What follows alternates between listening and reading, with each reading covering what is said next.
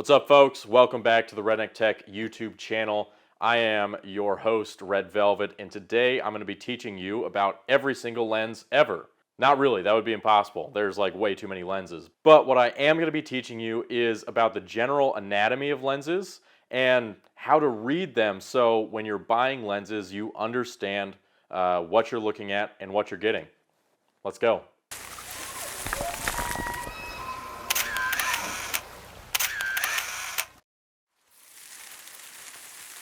So there are tons of lenses to choose from, and it can be kind of confusing at first figuring out what all the letters and numbers mean when you're looking at a lens. Choosing a lens is as important, if not more important, than choosing the camera. In fact, the lens is one of the biggest contributing factors to how your image looks when you're shooting.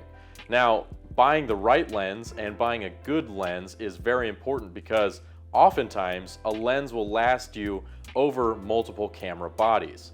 The problem is there's a ton of lenses to choose from, and there's so many letters and numbers and technical specifications. When you're first starting out, it can be hard to read through all of that and really understand what it's telling you and how that makes a difference in how that lens works and acts when you're shooting. So today I'm going to go over a bunch of different terminology and anatomy of lenses, so when you're going through and looking at them on Amazon or B&H or eBay or wherever you buy your lenses, you can kind of see what you're getting and understand what's coming in the mail. The first thing I'm going to talk about is the general anatomy of a lens, or kind of the physical features of a lens and what they're called. So generally speaking, you've got the barrel of the lens. That's kind of the cylindrical part of the lens. That's what everything inside the lens sits inside, and everything on the outside of the lens sits on. After that, you've got the elements, or the interior elements of the lens, and that's all of the glass and everything that the light passes through. That's all set up inside the lens for it to do the lens things. After that, every lens is going to have a mount, or sometimes called a bayonet. Now, we'll get into more detail about the mount specifically, but this is what actually connects the lens to your camera. And so this is going to have to match up with whatever mounting system your camera has. While we're on the topic of lens mounts, I wanted to mention something specifically. Camera bodies often play better with their natively compatible glass. And that basically means that a Sony camera is going to utilize all the functions of native Sony glass. So if you're somebody who wants to be able to take advantage of maybe a Servo Zoom or autofocus capabilities on a lens, you're going to want to make sure that if you're using a Sony camera, you're using a native Sony lens. If you're using a Canon camera, you want a native Canon lens. Most of the time, most camera manufacturers will supply their own line of lenses that you can choose from. The only caveat to this is there are some third-party manufacturers, and those third-party lenses are usually compatible with that camera. And so if there's autofocus or servo zoom capabilities or anything else, most of the time they're going to work natively with that camera. Now, that's not to say that you can't put a Canon lens on a Sony body or a Sony lens on a Canon body. It just means that when you do that, you're probably going to lose some of the functionality that that lens is built in with. And that's because the cameras just aren't really communicating with each other. If you're fine with running that lens mostly in manual, you can definitely adapt it to your camera body using something like a Metabones adapter that basically is going to take the lens's Canon mount and convert it to the body mount of your Sony camera. This is a great solution if you're somebody who doesn't want to buy a whole new set of lines when you jump ship from one camera company to another, or you're like us and maybe you shoot video on Sonys and your pictures on Canons. All right, on the front of the lens now, they often come with a lens hood. They're shaped differently for every lens, but this is kind of like a hat for your lens. It keeps some of the sun glare from hitting the lens at a bad angle and creating weird image effects in the lens. This is often called the front element of the lens. And this is a very important part of the lens, especially a part of the lens that you don't want to scratch or get dirty. If you scratch this or get it dirty, you're going to see that in all of your footage. So it's important to make sure you keep this clean and don't run it through every rock and bush that you can find. Now, every lens is going to have some combination of zoom, focus, and iris rings. This one happens to have all of them, but there's some lenses that may only have one or two of these. They may be laid out differently from brand to brand, and also the direction of their spin may control the factors differently from brand to brand, but overall, they're always going to do the same thing. The focus ring is what focuses the camera. The zoom ring, if you've got a zoom lens, which we'll talk about later, is what changes the focal length that the lens is at. And then if your camera has an aperture ring or an iris ring, that's controlling an actual physical aperture or iris inside of the lens. Some lenses have that, some don't, but if it has it, you'll probably have a ring on there. Now that we've covered some of the more physical aspects of the lens, let's dive into some of the terminology on the lens and what that means. One of the most common terms that you're going to see on a lens is the focal length, and this is often expressed in millimeters. Now, there's two types of lenses. You've got zoom lenses and you've got prime lenses. Zoom lenses are exactly what they sound like. They give you a range of focal lengths to choose from. This one, for example, is a 28 to 135. That means that the widest or shortest focal length or biggest field of view that this lens is capable of is 28 millimeters. And the furthest this can zoom out is 135 millimeters. On the other hand, you have what are called prime lenses, and these are stuck at one focal length. This one right here is a 50 millimeter. That means that you can... This one's an 85? I lied. This one right here is an 85 millimeter.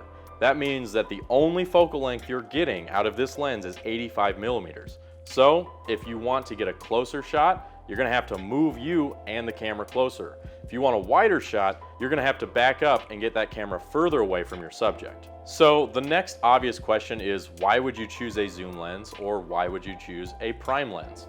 Well, honestly, it all comes down to what style of shooting you're doing and what you value most. In general, prime lenses are going to be a little less expensive. They're going to be a little lighter because they don't have as many elements inside of them. And in theory, they can produce a better, cleaner, crisper image than their zoom lens counterparts. The disadvantages of a prime lens are like what I stated earlier. In order to recompose your shot, to zoom in or zoom out, you have to physically move yourself and the camera.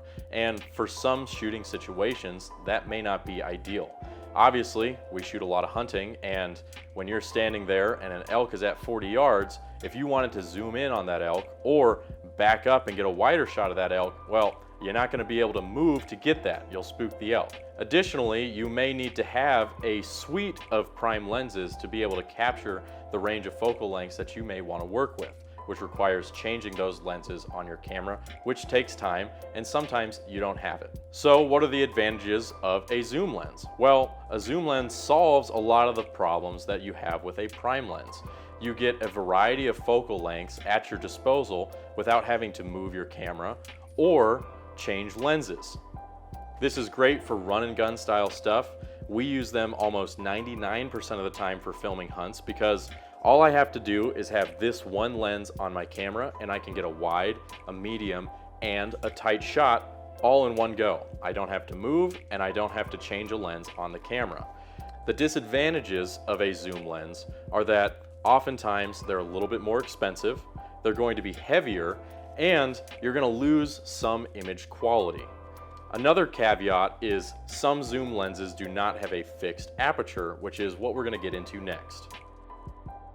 The next most common spec you're going to see listed on most lenses is the lens speed, or the minimum f-stop number or maximum aperture.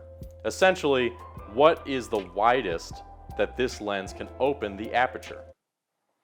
Does that make sense? No? The next most common spec that you're going to see listed with lenses is the lens speed. The lens speed is the minimum f or t-stop that lens is capable of. or the maximum aperture that that lens is capable of. Now, you may be asking yourself, why is that called the lens speed? It has nothing to do with how fast the lens is.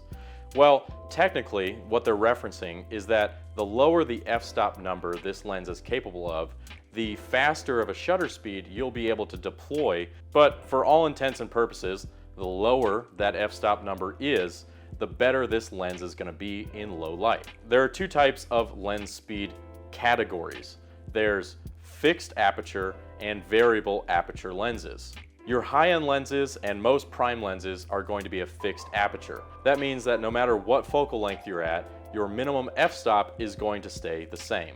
Some lenses may have a variable aperture. That means that as you zoom in or increase the focal length, your aperture may change from the minimum to whatever the maximum is listed. The speed of the lens is often listed right next to the millimeters on the lens or in most lens listings as an f-stop number. f1.8, f2.8, f4, f5.6, and so on. A fixed aperture lens is only going to show one number, f2.8, f4. A variable aperture lens is going to show you a range of numbers, maybe f2.8 to f5.6. That means that the minimum aperture at the widest part of the lens is 2.8, and as you zoom in, by the time you get to the end of the lens or the maximum focal length, it's going to be an f5.6. The next thing I want to talk about is internal versus external zooming and focusing lenses, specifically internal versus external zooming lenses. Most modern lenses are internally focusing, so I'm really not going to talk about that. If you want to Google that, feel free to, but I want to focus on internally and externally zooming lenses. So what is an external or an internally zooming lens? Well, when you zoom an externally zooming lens, the lens barrel actually moves in and out as you move the zoom ring. An internally zooming lens does not do this. Let me give you an example. This is our Sony 2-600 and it is internally zooming. You can see that as I zoom in and out with the focus ring, nothing happens. The lens stays the same shape and the barrel does not extend or retract as I zoom this lens. Now to contrast that, here is an externally zooming lens.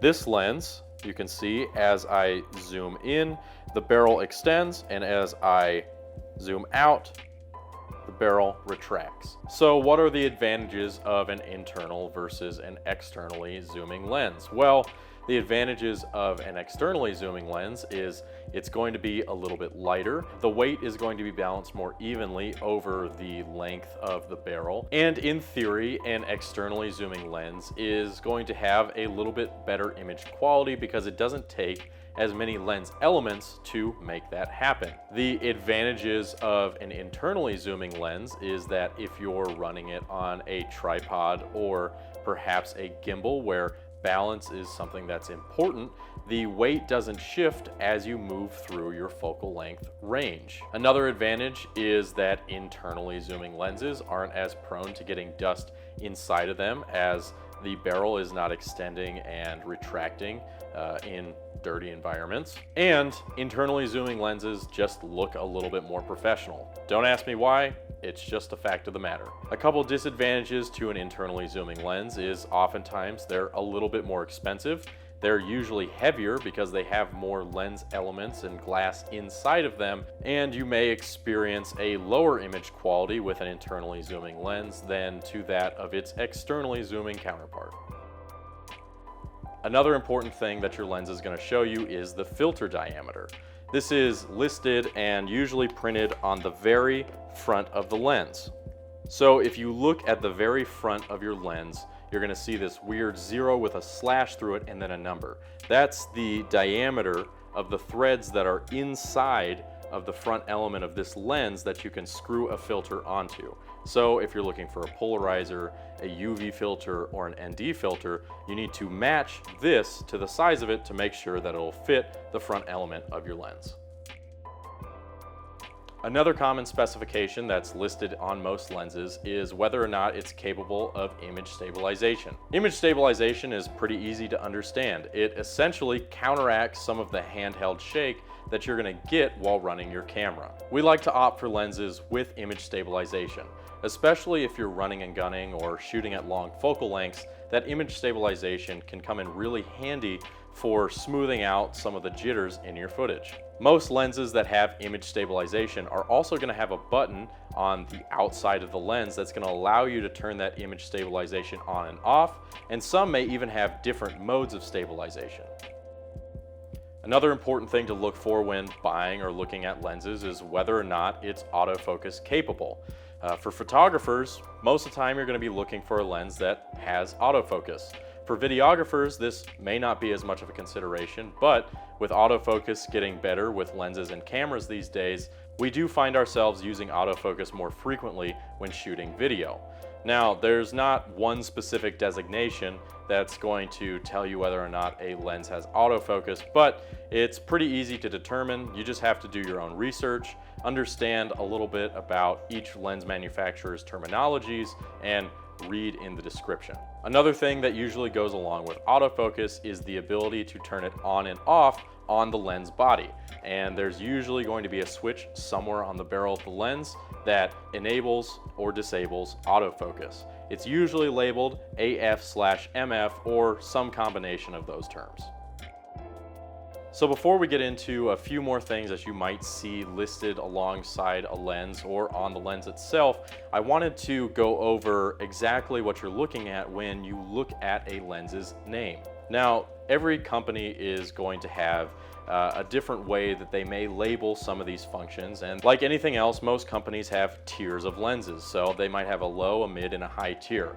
I'm not going to go over all those today. You can do your own research and find that, but it's an important thing to know when you're researching lenses. For the most part, what you're going to be looking for is the focal length, the lens speed, and what series that lens line comes from to understand kind of the quality of that. Here we've got a 2 to 600, and if I read directly from the body, this is what it says. FE 5.6 to 6.3 / 200 to 600 GOSS. Now, that may sound like a lot of information, but let me break it down for you. FE is stating what the mount is. This lens is compatible with cameras with an E mount.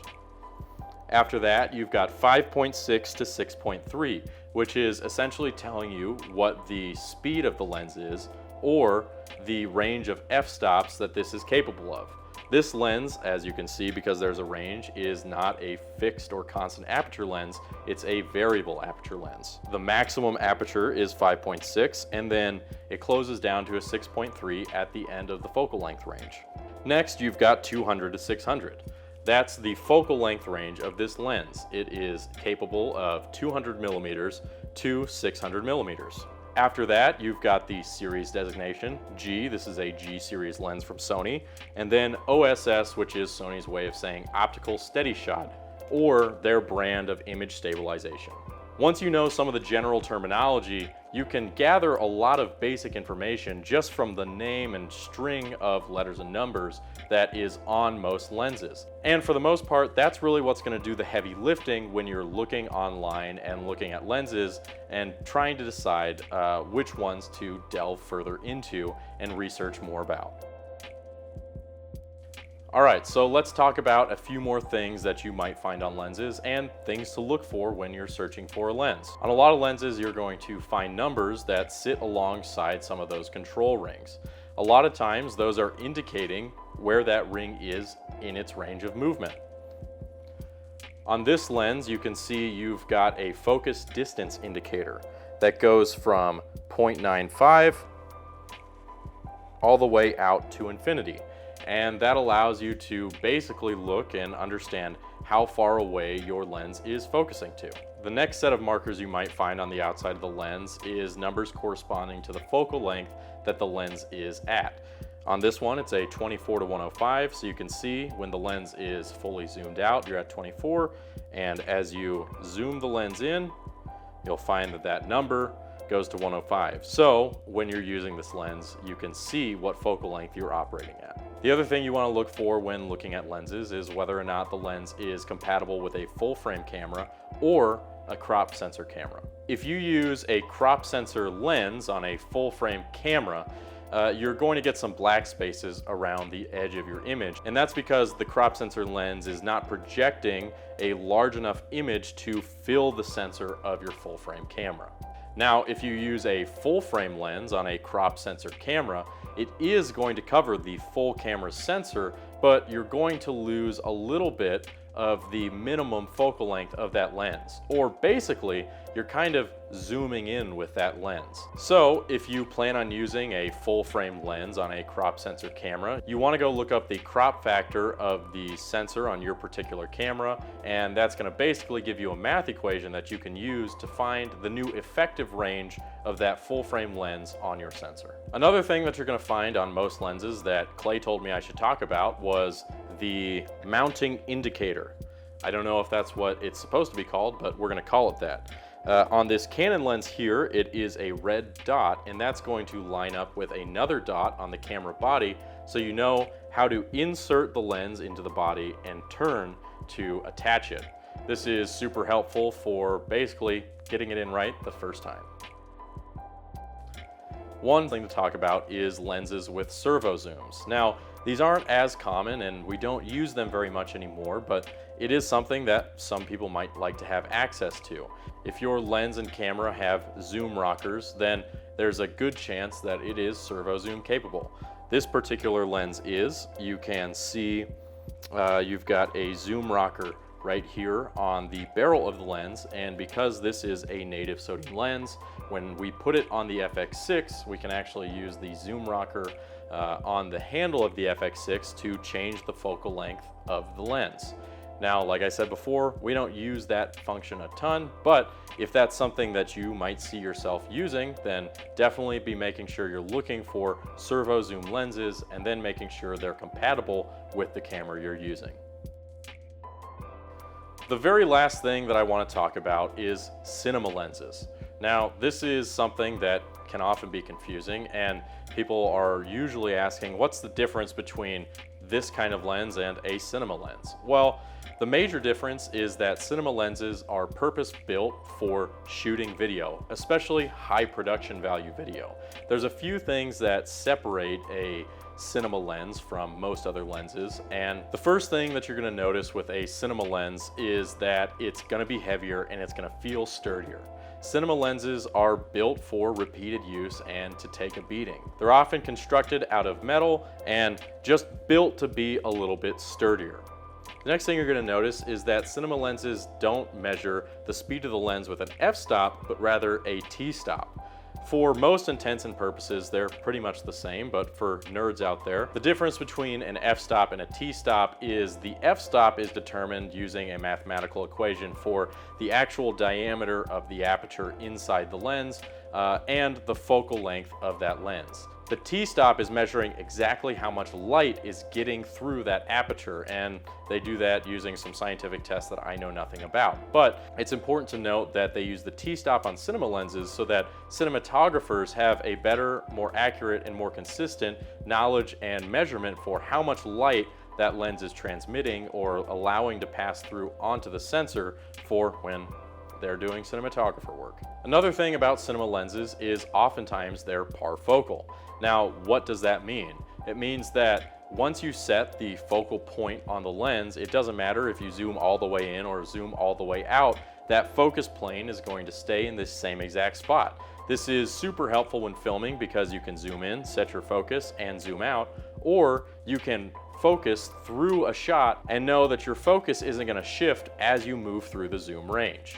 Another cool thing about cinema lenses is oftentimes there's no focus breathing.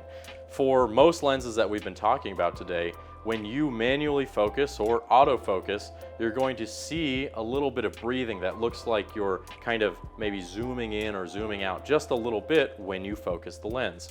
A good cinema lens is not going to have that. Obviously, sometimes that is a stylistic choice, but some people think that focus breathing can be distracting to the viewer and would prefer not to have it in their shots, and that's where a cinema lens would come in handy. Cinema lenses also have these big geared rings on them that are used for pulling focus or changing the iris. The reason they're geared is so that you can attach follow focuses to them and pull focus from off the side of the lens or even remotely in some applications. Another thing that you'll notice on a lot of cinema lenses is that they're declicked, meaning that as you move through the t-stop range, you can do it smoothly. There are no clicks at each f-stop or t-stop. The reason that this may be important is so that as you are doing a shot, you can actually change gradually the t-stop to adjust for changing light conditions and do it smoothly so that the audience won't notice. If you have a clicked f-stop ring, like most photography lenses have, when you change that f-stop, it does it stop by stop, and it's very dramatic and very noticeable to the viewer. To wrap all this up, there are a ton of lenses to choose from. I mean, they're basically innumerable. Each lens has a unique set of capabilities, a unique set of pros and cons, and it gives your image a unique look. You want to consider all of these things when choosing lenses, and obviously, you want to consider how much money you want to spend on your lenses. When buying lenses, I usually give the same advice to people as when buying tripods and tripod heads. Buy once, cry once. Good quality lenses are going to last multiple camera bodies. You may even keep them for the entirety of your career. Now, good quality glass is expensive, but it's really worth it. So when you are purchasing lenses, don't always cheap out and get the least expensive lens you can find, because at the end of the day, that's going to affect your image quality. Go get the best lens you can afford. Go do your research, look at reviews online, and pick a lens that works best for you. Anyways, hope that helped. See y'all next time. Red Velvet out.